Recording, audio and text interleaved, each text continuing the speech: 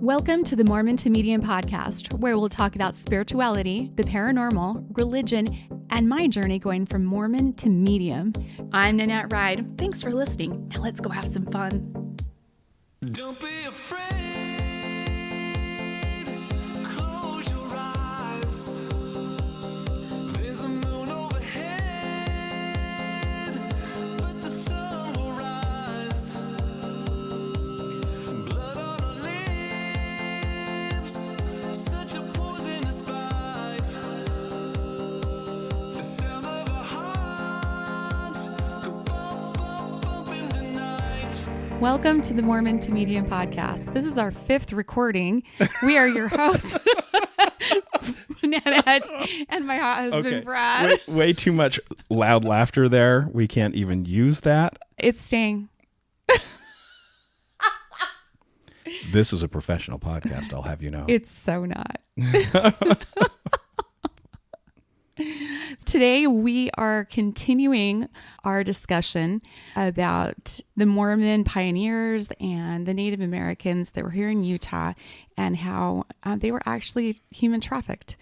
And we have so much more information and stories, and we actually visited some historical sites here in Utah and got some more information from local people too. Yes, we did. And look, if you didn't listen to last week's episode, I highly recommend jumping back just 1 week and listening to that one, because it sets this up, and this is really going to be a kind of a continuation, but there'll be enough content here that's separate that you'll be fine if you don't want to, but I don't want anyone to be lost because there's some good foundational work there. But you will have no idea what banana bread means. That's true. That is valid. and Nan does make a good banana bread. And a shout out to our listener that made our meme. Yeah. That made me laugh so hard. Yeah, thank you out there, Luckbox. We appreciate your input and your support throughout this whole time. So Nan mentioned we visited a couple more places regarding the human trafficking, some historical sites. We actually went to the home of Jacob Hamblin, which is still here in southern Utah. It is actually on the National Historic Register, and it is maintained by the LDS Church, the Mormons, as a proselyting site. So we actually went there to get their take. We figured if anybody knew about the relationship with the Indians, it'd be the missionaries who actually worked at the Jacob Hamblin house, because that was his big deal. Well, and Jacob Hamblin also was at Pipe Springs and had this relationship so-called with the Indians, but also had some children that he had bought. And he was also involved with the taking care of the children at the Mountain Meadows Massacre. So we had lots of questions. So we decided, the missionaries at the Jacob Hamblin home might have some insight. We met a really super nice man. Yeah, really nice guy. So what happens at places like this is they will assign retired couples typically to be the missionaries at some of these historical sites. So elderly man, his wife, and they will lead tours and talk about what's going on. Interestingly enough, sidebar, when we started to walk into the Jacob Hamblin home, I had this flash in my head of the whole upstairs full of beds and lots of kids. I never knew the other 2 times or 3 times that we've been to the Jacob Hamblin home how many kids Jacob Hamblin had. And we found out on this tour, which made so much sense that they'd need so many beds upstairs. He had over 12 in that house, and that's pre-Mountain Meadows Massacre. He had 24 total, but that was down in Pipe Springs. He had 5 wives, including his 4th wife, which was a Native American woman. 4th wife, the Native American, was Louisa Benelli, I believe is the name. Was that correct? That's what it looks like. So Louisa Benelli. So a lot of kids in the upstairs house. And when you go in, it's separated. It looks like a great room. And then the next room over just has some beds in it. So I think what would happen is you go in there and you naturally go, oh, this is where they would have slept because that's where the beds are, right? Definitely, but not enough beds for 12 kids. Yeah. And that was just the ones that were living there. There were 24 children total, right? Yeah, because he had so many kids with each wife. Yeah. Right? 4 wives, 24 kids. You do the math. They're replenishing the earth. Had 5 wives. The 5th one was Eliza. Oh, that might be why our street is called 5 Wives. Yeah. So it's really interesting. I know in that house, they had 12 kids, But that's just from the 2 wives that he had. The first wife actually stayed Oh, back, stayed back back. east. So Jacob Hamlin's like, hey, guess what, honey? I'm a Mormon now. And she was like, okay, I guess we're Mormons. And she moved around a couple of times because the Mormons, got chased out of different states. And Yeah. then he said, hey, guess what, honey? We're going to go to Utah. And she's like, F you, dude. I'm not leaving. I'm outta here. Go ahead. And so Hamlin took the kids and left. Okay, so first wife was sick and tired of all the persecution, all the stuff that's going on with the church. So she's done. Yep. She stayed Leaves back. him. They had 4 kids. So he takes the 4 kids, Yep. which that would be so crazy that a mom leaves her 4 kids. I don't get it. Yeah, I think there's probably more to that story because the only place we really get that history is from LDS documents and whatnot. That'd be a fun rabbit hole to crawl in and see if there's any more information on it. There's so many rabbit holes, though. I mean, just over the last week, you've jumped into so many rabbit holes. It's like, what? Utah history is fascinating. So, okay, Jacob Hamlin has the 4 kids. Then he meets his second wife. She can't have children, but she'd been married to a man that had kids already, and she was taking care of those kids, but he died. The missionary told us that he told her not to worry, that she would be able to have children. And so together, they had 5 more. Now, Jacob Hamlin, not only does he have a home here in St. George, but he's also associated with Pipe Springs and also had a lot to do with the Mountain Meadows Massacre and taking the children after the massacre and bringing them into his home and then farming them out to different Mormon families. Well, he actually had a hand in telling the wagon train folks that they should go through Mountain Meadows because that was a good place to graze their animals. Yeah, it was a really, really rich group. Lots and lots of stuff. We even found out that there was a racehorse. Yeah, a racehorse that the Mormons kept and then would race. And so it was like One-Eyed something or other was the name of the horse. I'll have to look Blaze. it up. One-Eyed Blaze, yep. Yeah. And they kept the horse and used it as a racehorse instead of going, oh yeah, this is the horse from this family. How do we get it back to its That we owner? just slaughtered. Yeah. Oh wait, we can't give it back. We killed them. Yeah. It's crazy. Anyway, we digress. We actually went to the Jacob Hamlin home because we thought, look, let's see if there's any more information out there about this. I mean, we've been scouring the internet, obviously, and you can find pretty much anything you need out there. But we wanted to give, history a chance. It was interesting because the night before we went over there, we were reading some of the court transcripts that happened 20 years later after the Mountain Meadows Massacre. And Jacob Hamlin was one of the people that we were reading all of his His transcripts. testimony. Yeah. And he was very evasive. Like, He was extremely evasive with his answers. yeah. That you could very much see the animosity between the Mormons and the federal government, which wasn't a secret ever. There was always that strong contention. In fact, a lot of the times with the dealings with the Native Americans, Brigham Young and the other Indian affairs people would give reports that weren't entirely accurate because Brigham Young's stance on the government was we want to keep them as far away from us as possible. Which would allow them to do whatever they want to with the Native Americans because nobody's going to tell. Well, and with polygamy and with whatever else they wanted Yeah. to do. So at the Jacob Hamlin home, though, we got to talk to this senior missionary, and we thought this would be an opportunity for, if anybody knows about this history of this man and what was going on, it would be someone who was working at this historical site, right? Well, and we wanted to ask in particular about the Native American children that he had, quote unquote, adopted and his... Okay, the reason she does quotes is because if you read any of the Mormon articles on Jacob Hamlin, it always talks about Jacob's adopted Native American children. But if you read anything else, including diaries and also Native American statements, these children were trafficked. Yeah, they were 100% purchased. In fact, I've got a story about him purchasing a couple that we're going to talk about. You had actually said that to the missionary, that the little boy was purchased for a gun and what else? Oh, God damn it, Nan. Anyway, it was like a gun and some bullets and something else, and the boy was purchased. So that's not an adoption. Okay. It was a gun, a blanket, and some ammunition. And he was a 6-year-old boy. Yeah, that bothered me. So yeah, I asked him, Jacob bought children from Native Americans, right? He goes, oh yeah, he did, I guess. And I said, well, how does that play together with being a missionary to these people when you're actually purchasing them as property? And it was very obvious that he'd been given a script. And the script was, don't talk about human slave trade and don't talk about Mountain Meadows. Because we asked about the children from Mountain Meadows as well going to the Hamblin Ranch. He goes, yeah, they were taken there. I don't know anything about that. Yeah, he pushed it right under the rug. But later on, it reminded me of the court transcript of Jacob Hamlin. He was very evasive.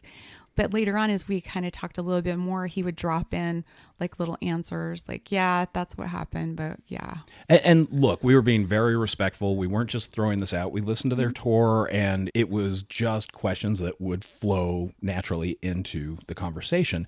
So it wasn't like we went there and were being confrontational or being rude. We literally were just No, it was really nice. Yeah, we were on a fact-finding mission, and he helped us to understand that the church doesn't want to talk about any of that. Well, and we did preface everything that we had some questions, and he even invited us to go through a tour with another group. And we said, no, we have some questions that we'd rather just ask you. So we just waited and kind of hung back. And then he was very gracious and very nice, but he knew a little bit more than what he was being allowed to say. And he knew it. So yeah. Very interesting. But we did find out about the fort that we didn't know about before. Yeah, they had built a fort here. Well, here's the thing that we don't know a lot about is anytime the Mormons would start a new community, they would set up a fort. In fact, that was one of the first things they did when they went into the Salt Lake Valley. People don't hear about that. They hear about the Mormons coming in and settling, but they actually had a fort that covered 40 acres in Salt Lake. Now, forts are another thing that got them into a little bit of trouble. When they were first in Salt Lake, the Native Americans were like, okay, that's cool, whatever. That's kind of common ground. You can do your thing. Where the problem started was when they moved south into the Utah County area, Provo specifically. And the Mormons actually built a fort in Provo that was smack dab in the center of this ancient campground that several different tribes would use, and they would hunt in the area and they would fish. And the Mormons came in and said, this is a great spot. We're going to build our fort here. And that's really where their problems and their aggressions between the Native Americans and the pioneers started. So interestingly, you all know I talk about Karma a lot and how she's a bitch. She always gets paid. So the fort in Santa Clara, we went down there. We drove down there, and it's just down the road from the Jacob Hamlin home. Yeah, there's not anything left. There's Not some really. rocks. It's just a little memorial, which is odd. It was built in 1855 to 56. Right in there, it took them about a year to build it, but they had like everyone that was living down there by the river. And if you know anything about this area, those rivers flood. So interesting. Yeah, they're kind of on this cycle, right? They had a flood 20 years ago that actually knocked houses into the river. That's in the modern days. Yep, they did 100%. So why would you bring up floods? Well, because Mountain Meadows happened in 1857. Okay. And so 5 years later, they had such a horrible rainstorm. It lasted for 6 weeks, and everything was being washed down towards this fort, and the river flooded and it completely washed the fort away. So that was the fort that we went and saw. So 5 years later. And so this is where Jacob Hamlin and his family and everybody were staying. And it was literally, they lost everything. They didn't lose any lives, thank goodness, but they lost everything. And so that was the precursor to him building the Jacob Hamlin home that we went and visited. Yeah. And it actually says on the plaque there by the fort that due to the importance of his new position, he needed to build a new home. So his new position, he became the president over the Native American mission. So the reason Jacob Hamlin was actually in the South was he was assigned by Brigham Young to be a missionary to the Native Americans, because the Mormons believed the Native Americans were Lamanites. And Lamanites are a group of people who are talked about in the Book of Mormon. It's just shocking to me because they are, but then the people in Mexico are also considered Lamanites, but they're different people. Yeah. You know, you've got Native Americans, and then you have Mexican people, but like they're completely different cultures and different people. Yeah, you're absolutely right. Native Americans, Mexicans, South Americans, it doesn't matter. They lump them in. If your skin is brown, you're a Lamanite. Okay? It's absurd. No. Your skin is brown, you're a Lamanite. Just accept it, Nan. So the Lamanites were, part of the people who came to the Americas from Israel and settled here, according to the Book of Mormon. But, now they're not teaching the Book of Mormon as a literal history, though.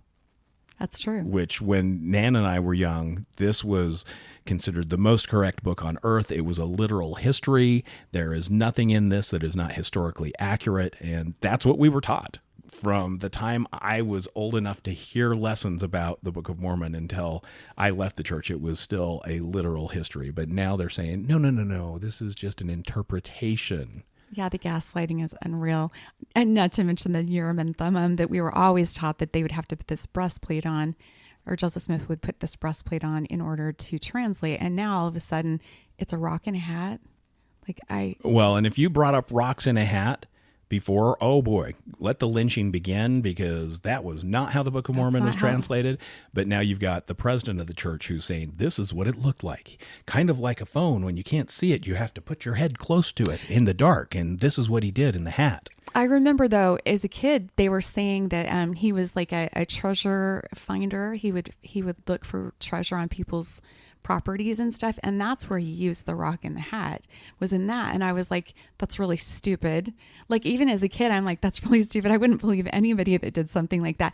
And now all of a sudden he translated in the rock in the hat. I don't know. Think about this. I think some people have gifts for things like that. Absolutely. And you could go, look, Joseph Smith had some gifts for this, or he was just a complete grifter. And a lot of people go, well, he was a grifter. But people use divining rods. People use rocks to focus their energy and their thoughts. I mean, you're a medium. You should be able to go, yeah, this potentially could have happened. There could be something to it, right? Yes, but you don't change your story. Do you know what I'm saying? Like, either this happened or it didn't happen. Either you had a vision, not 8. You're jumping from divining and finding things all the way to the first vision. Those aren't connected. We've got to talk about those in separate instances. So people use divining rods all the time to find water in wells, right? It's true, and that works. People will hire them to go, hey, find my well, and they would come out and they would find the water, and people would dig, and there would be water. But Joseph didn't. Yeah, I guess that's a rock and a hat. Same kind of concept, though. The only difference is Joseph never found treasure. Exactly, because it doesn't work. So was he a grifter? How do you know it doesn't work? Because he never found anything. Nan, I have heard probably hundreds of stories that when people pray because they lost their car keys, that they found them. What does that have to do with a rock and a hat? Divination. It's all about the divination. They prayed and were you jumped down this rabbit hole, Hoser. So we went to Mexican food last night. It's my favorite food in the whole wide world, and we haven't been in a long time. And I was carrying the tab because they were so busy. We were just going to go to the front and pay, and our credit card fell out of the little booklet. Nan threw it. Yeah, whatever. It wasn't in there very good, and it fell, and I heard it fall. It wasn't in there good? So did you have to stick it in farther? Stop. We don't have time for your shit. God, you're 14 again. Anyways, we couldn't find it anywhere. Everybody was on a couple of tables, was looking all over the floor, looking for it. And I mean... We created a very general disruption in the entire restaurant. But then what happened? Nan found it because she's like... I have a vision that it's underneath this chair. And I'm like, man, it can't even get under there. There's not a crack. It's under the chair. Just move it. It wasn't a chair. It was a booth. And you had to lift the whole booth to get up underneath there. And it was under there. It was sure as shit. There it was underneath the bench. So don't tell me divination doesn't work. I didn't say divination doesn't work. I'm saying the rock in the hat is bullshit. No, that's what I'm saying. No, that's just part of the divination process. You tell me anybody else that does a rock in a hat on anything, anywhere. Just bring it up. What about different seer stones and peep stones that come with natural holes in them, and they're supposed to allow you to see things beyond this realm? There are thousands of myths and legends about it. You are epically failing to convince me on this. So Well, keep moving. I'm just saying that maybe Joseph had some talents and some gifts. You know what? I have no doubt that he had some talents and some gifts. He just didn't know how to use them, and he abused them, and he was greedy. The end. Keep going. Wow, I just got dismissed. Like, she's not even going to look at this. No, this is because a we long. have better things to look at. This is a long way off from Jacob Hamlin and Exactly. human Keep trafficking. going. Now. We're never going to finish. It's not about finishing. It's about actually the process. Life is not a destination. It's a journey. No, life is a highway. And I'm not going to ride that. Life's a journey. All right. So wherever we were, we'll back up. So Jacob Hamlin had a shitload of wives, and he had those wives and had a shitload of children, and he had this big ass house, but not as big and fancy as Brigham Young's house, because there's also a Brigham Young house here in St. George, and damn, that thing is nice.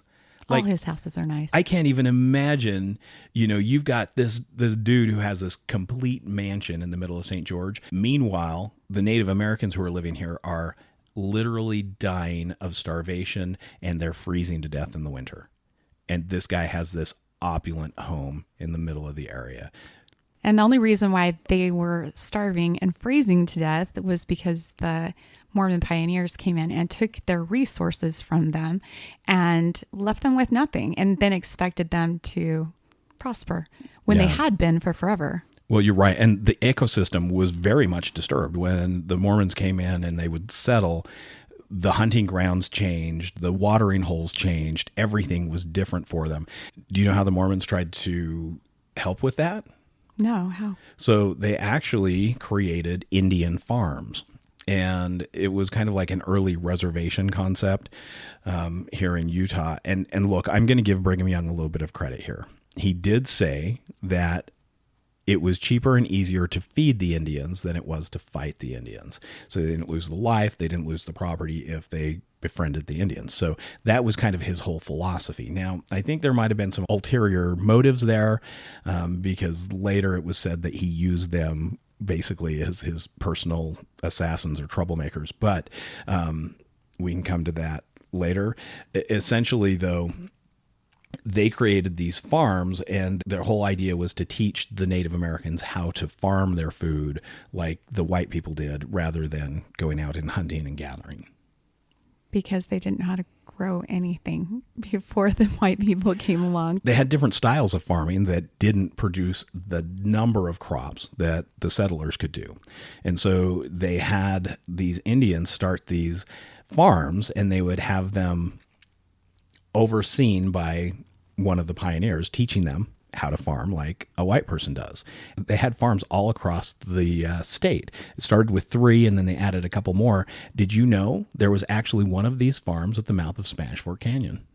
That explains a lot about the energy in that area. Isn't it crazy, though? I had no idea. I lived there all my life and had no idea there was an Indian farm there. That's crazy. Yeah. So that was one of the things that they did try to do is, hey, let's teach them, since we're screwing up all of their stuff, let's teach them how to do it like this so it's not so bad. But because the Mormons took all the best land, the Indian farms did not do well. Now, was there any repercussions if they didn't want to show up and farm every day? I don't know. I don't know. But I know that not every tribe jumped in on that idea. Should we jump back into the slave trade? Yes. Okay. So, look, that was a long way around to get back to where we started. But when we start looking at the human trafficking in Utah, there are a few different reasons people did it. A lot of the Mormons believed that they were doing it to help the natives, right? For a couple of reasons. One, they would say, hey, these native slave traders will kill the children if we don't buy them. There was another thought that said, if we don't purchase these children, they're going to die of starvation because the Indians don't have anything because they're such lowly, hideous creatures. So they were saving them that way. Another reason that they would do them is because one of Brigham Young's big things was buy up the Lamanite children as fast as you can and convert them to God. So they were buying them to save them from their horrible ways and teach them the ways of God and baptize them into the faith. So it was really interesting how those different things worked. But there was also a play that was, I'm going to just purchase this person for property or use. And there are a lot of different accounts of just that. That's the indentured servitude, right? That is the indentured servitude. Now, with this, even Jacob Hamblin said that parents who brought their children would cry to see the children go, but they acted to save them from malnutrition or starvation. He also acknowledged that Mormon settlement had shielded the Paiutes from the Ute, so they weren't able to have these slaving raids come down, but it exacerbated their poverty, and because the Mormons took all the land and water. That was one of the things that Jacob Hamblin actually said, well, they would be better off, but we took the land and water. But they're not getting raided by the Utes now. So it was, we're doing good, but yeah, we still screwed them on the other side. It's interesting to me that all of these different tribes can share the land and the water, and they knew, when the game would come through so they could hunt and things like that. And then the whites came along and took it all. So you have all these different tribes that could share it, even though they didn't agree with each other. And sometimes they were at war with each other, but they still shared the resources. Yeah. Well, and it wasn't just the Mormons who had issues and hostilities with the Indians, right? So at one point, have you ever heard of the Bear River Massacre, Nan? There was this Colonel Patrick Connor who was over troops, U.S. troops, so government troops here in Utah. And he had a group of volunteers, and several different Native American tribes had gathered in the northern Utah, southern Idaho area to do a warmth dance. So essentially they came together, they did this big ceremony to bring forth the springtime and the warmth to end this horrible, hard winter. And that was in 1863. What happened was this colonel took the army and all the Mormon volunteers, and they went up to the Bear River where this dance was taking place, the ceremony was taking place, to take out a punitive action on the Indians. Why? Well, they had decided that the only way to have peace with the Indians was to show them how much stronger we were, and to show them that thieving and killing were not permitted, and so they were going to kill anyone who had done any of those things. Well, they just went to Bear River and indiscriminately killed men, women, children. And then they came back and said, yep, we're great heroes. Now, the Mormons... That's a lot hypocritical. Yeah, it was... Yeah, it's sad. It's just sad. The Mormons, after that massacre, actually went through the killing fields looking for children who might still be alive. And one story talks about 2 little boys and 1 little girl who had 8 flesh wounds. They took them into the village and gave the children good homes. So, we came and killed everyone, but we're going to take you in. Again, religious beliefs inspired a lot of the purchase of these kids. Brigham Young observed that those who purchased a child had unparalleled opportunity to teach them the gospel. Wow. Yep. Have you ever heard the name Wilford Woodruff? Definitely. So there's a story of him buying a Paiute boy for $40 to educate him and prepare his mind that he may someday be useful in preaching to his tribe. So he bought this kid from the tribe to teach him the Mormon ways, and then send him back to the tribe to teach them the Mormon ways. And he actually thought the tribe would accept him back. Yep. Jacob Hamblin bought a 10-year-old boy because he says, as soon as I saw the boy, the Spirit said to me, take that lad home with you. That is part of your mission here. So that's 2 that Jacob Hamblin did. Yep, that's 2 that we have record of just from this article so far. But so 1 a 6-year-old boy, 1 a 10-year-old boy, and he was, wow, pushed by the Spirit to purchase that particular kid. Mm-hmm. And then we talked about others buying the children because they thought, they were going to convert them to white man ways, right? Here's a name. Have you ever heard the name Ezra T. Benson? Definitely. Where have you heard that before? Like a prophet? Yeah, Ezra Taft Benson was one of the presidents of the LDS Church. So his great-grandpa was also named Ezra T. Benson. Now, he would preach, he said, it's our duty, brethren and sisters, to go to work and bring these natives to an understanding of the principles of civilization. In short season, we shall be rewarded for all that we do to civilize this lost and fallen race. So it wasn't about the Native Americans. It was about them getting blessings, quote unquote. Yep, and they would get their blessings by converting the lost and fallen race, right? Here's another name that might be familiar to you. Have you heard the name George A. Smith? George Albert Smith, yes. Yes. So a lot of prominent names in LDS history, right? Surprise. Yeah. Well, and you see these same names coming up generation after generation leading the church, right? Yes. Is that crazy? So George A. Smith bought a child to, quote, make a man out of him. Because he wasn't going to become a man without that, right? Nope, absolutely not. And sometimes pioneers bought them just to satisfy their emotional needs. So there are stories of women who lost babies, and the men would go out and buy a native baby to replace the one that was lost. Wow. Yeah, pretty crazy. But look, indentured servants obviously helped the frontier grow and survive through their labor, right? There are a couple of different quotes in here. Listen to this, Nan. Zedek Judd's Indian girl Matilda was, quote, very useful and handy in her work. Under the care of Jacob Hamlin's go-shoot boy, Hamlin's livestock increased and prospered. Christopher Arthur's Indian boy Sam was a useful helper on the farm and choring at the home.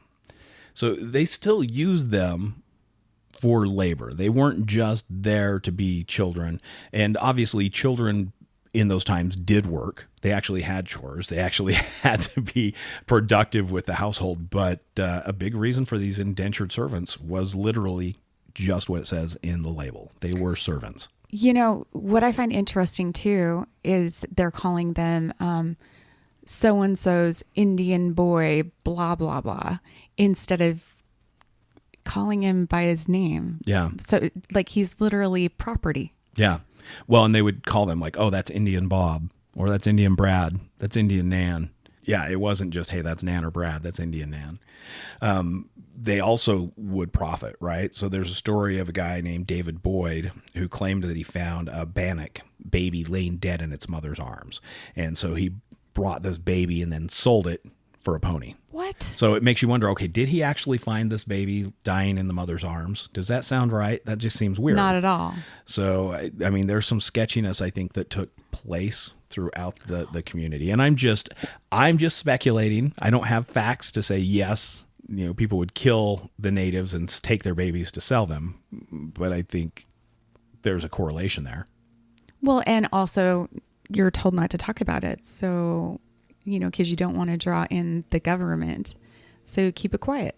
Right. And they made sure to take care of their investments. So there are stories of, well, here's one. There's a Christopher Merkley. He actually printed a newspaper notice in the Deseret News that he would liberally reward the return of his 12-year-old Paiute runaway. So kind of like the slave trade in the South, you know, if a slave ran away, people could get money to bring that slave back. These pioneers were doing the same thing. There's actually a story where John D. Lee, now John D. Lee's a name you should recognize from Mountain Meadows. Does that?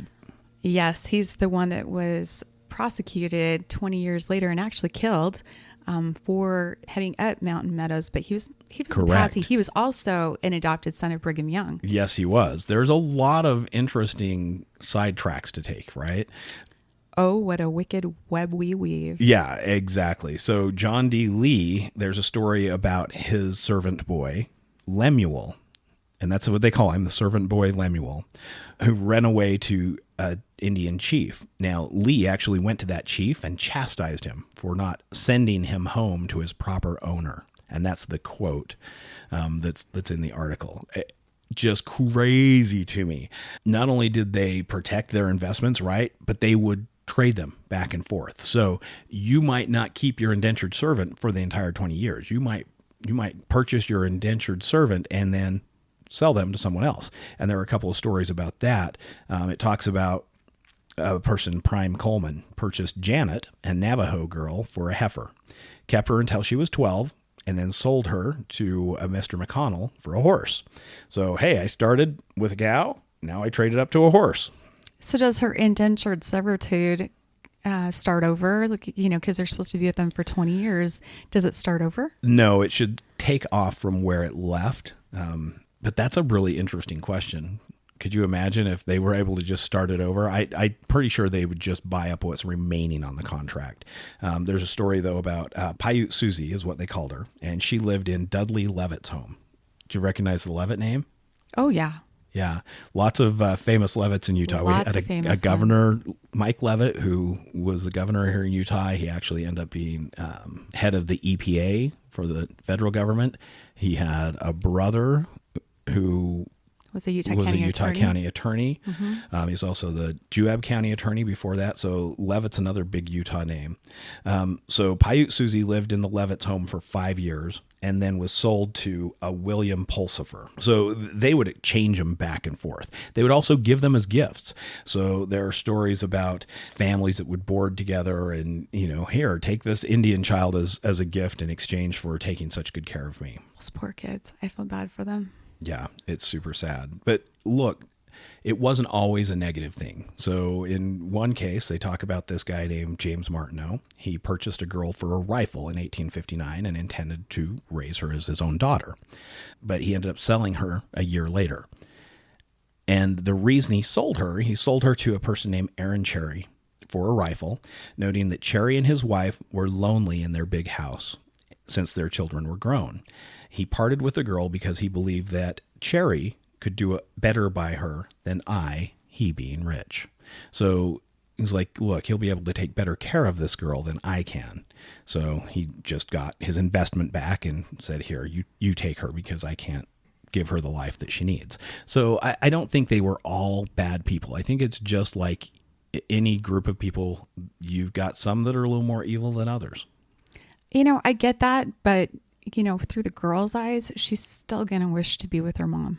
Yeah, and that's true. And a lot of, here's one of the things that ended up happening a lot of times is they would not remember their birth parents. They were taken young enough that they just didn't remember. Well, that was the plan, right? Right. Well, and they didn't know who to go back to if they ran away. In fact, do you want to hear a story? Yeah. Okay. I will tell you a story that goes right along with this. So remember how last week we talked about the story differing and changing depending on who you talk to. If you talk to the descendants of the slavers, it was a different story than the story from the descendants of the slaves. So here's one such. So according to Reuben Warren Allred's white descendants, Reuben had purchased Rachel Wanzitz from a band of Indians who captured her in a raid and threatened to kill her unless someone bought her. However, Clora Hackford Whitehead, who was Rachel's great-granddaughter, says that Rachel survived a Mormon attack on her village. The Allreds found or stole Rachel after she and her cousin survived the raid. By one account, she was, quote, found under a wagon by the Allred family following an attack by the Mormon militia on some Indian encampments in Spanish Fork Canyon. She was crying and wounded. Whitehead said the Allreds took her with them along with the spoils of war. While she is aware of the Allreds' claim that they adored Rachel and raised her as their daughter and a sister and one of the family, Whitehead emphasizes that Rachel was always a worker. So it varies drastically based on who you talk to, right? Who's writing this history. So, the truth probably lies somewhere in the middle. I always just think of the person that it's happening to, and it's just sad. Like, it's just sad. It's super sad. And there are lots of stories where children would come in and they're terrified, right? There's a story of one 4-year-old who moaned for weeks and grew ill before he would accept food and make friends. There's a great story about a Navajo captive named Rose Daniels. She told her children she was only 5 or 6 when she and several other girls were herding sheep in a box canyon in northern Arizona. A band of Utes apprehended them and tied them to a tree overnight. And then in the morning, the Utes returned with scalps from a raid that they had done, likely on the Navajos. So they came back, they killed 2 of the sheep for food, and then they rode off. And Rose actually traveled behind her captor just crying cried the whole time, hoping her mom would hear her and come and save her. She ended up living with the Utes for some time, and then they actually sold her to an Indian chief who ended up selling her to a Mormon named Aaron Daniels. So what ended up happening, though, is she remembered the trauma. She remembered how she felt, but she forgot her Navajo name. She didn't know who her parents were. And initially, she ran away several times from the Utes and trying to find her parents, but she didn't know where to go. And they would bring her back and just beat her and torture her for running away. So in her case, it was probably a good thing she ended up with a Mormon family eventually. That's so bad.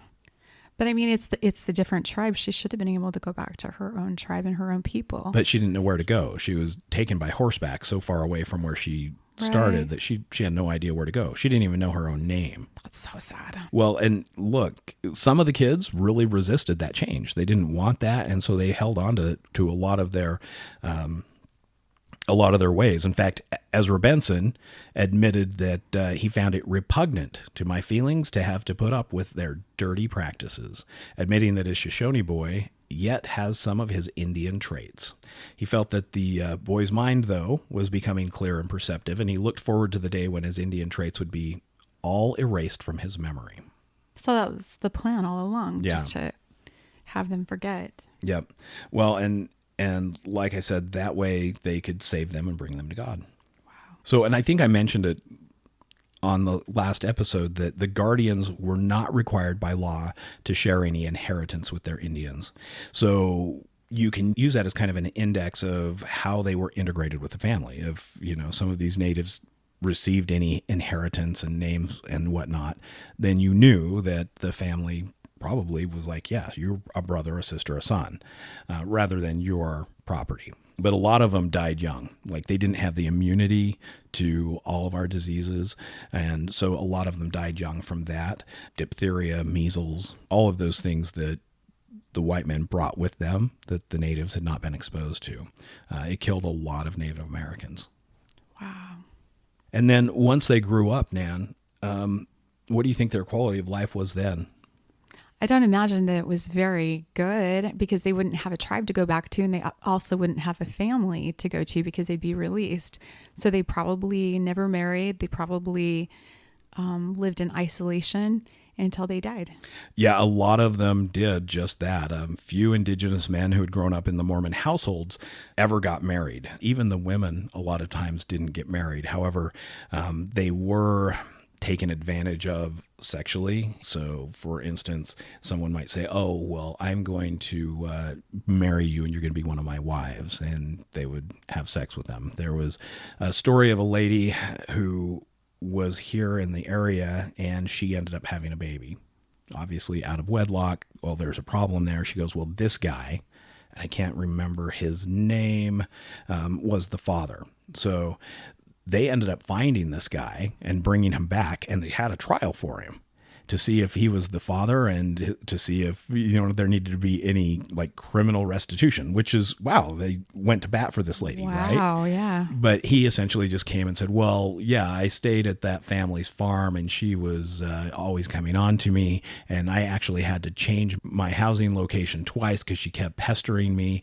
And then I left. That's not my kid. She's just making up a story. And they said, okay, okay, Wow. She's making this up. Okay. Yep. Okay. Bring the kid in. Let's see if it looks like you. Right. That's one way to do it. Definitely one way to do it. So essentially, I think what we've learned in this search is that, one, there was some horrible human trafficking going on in Utah during the early days of the Mormons. Two, the church very much controlled it because they passed laws making it so that no one else could continue the slave trade except for the Mormons in the state. I think we also learned that the church doesn't really like to talk about this. That was obvious when we went to the Jacob Hamlin home, right? Well, and yes, and additionally, on any of the church information, they don't talk about Jacob Hamlin's Indian wife. You know what? That's right. And we didn't get into that. Jacob Hamlin did have an Indian wife. Yes. Yeah. So his third wife, her name's Eliza. They had one child together, and then she ran off Eliza left her daughter to be raised by Priscilla, one of Jacob's wife, and Jacob. Okay. And she ran off with a Paiute, Poyunkum. Is his name. Yeah. And so she obviously didn't want to be there bad enough to leave her own child. Yeah, that's interesting. So I wonder if she was also a purchase or if he came about her another way. That's what's funny is there's not much information on the church side about her. They don't even mention her Wow. at all. Yeah, I guess. Well, and I brought that up in the Jacob Hamlin home. I said, hey, didn't he have a Native American wife? And the missionary said, well, yeah, I don't know. I don't know anything about that. Yeah. Interesting, right? That is. Well, and Let's cover it up, sweep it under the Right. rug, forget about it.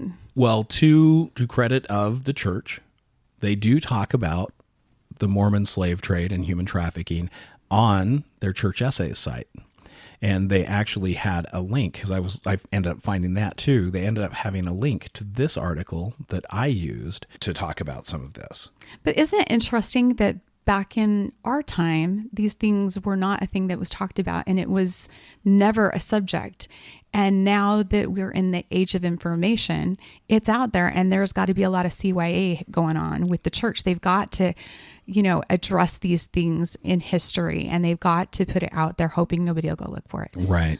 Well, and look, they can always say, well, this information was always there. We didn't hide anything, but there's the access to it. It wasn't accessible, unless you had special permission to the BYU libraries or the big ass vault that's in the side of the mountain in Salt Lake City. You just didn't have access to any of these types of articles or information. Exactly. Sketch. Yeah, it's a little odd, but, thank God they've moved forward. Right? Yeah. Yeah. And they're actually acknowledging that some of these things happened. Whether it's a gaslight or not, at least they're acknowledging some of these things now rather than saying, no, that never happened. That is true. Like I said in the last episode, I find it really interesting, the church's view and what they print as opposed to the government's view and what they print. They're two very different things. So when you're doing your research, go look at both sides and then make your decision. And kind of, like Brad said, the truth is always a little bit in the middle. Yep, 100%. So, Nan, what's your thought for this week? My thought. Any advice or thoughts based on what we've talked about? There's a lot of fear and things going on out there. And all I can think of is the United States is a melting pot of every single race in the whole wide world. And we're all a bunch of mutts. So we should all see each other as spirits and not as different colored people. So be patient with each other. Make more banana bread. Yep. Definitely. Get to know people. And just show lots of love. I love that. I think that's a perfect thought to end on. I really appreciate sitting here with you, Nan. Thank you for having these hot dates with me. It was a hot date. Now for more coffee. Yeah, and work. You guys have an awesome week, and we will see you On the other side of the veil.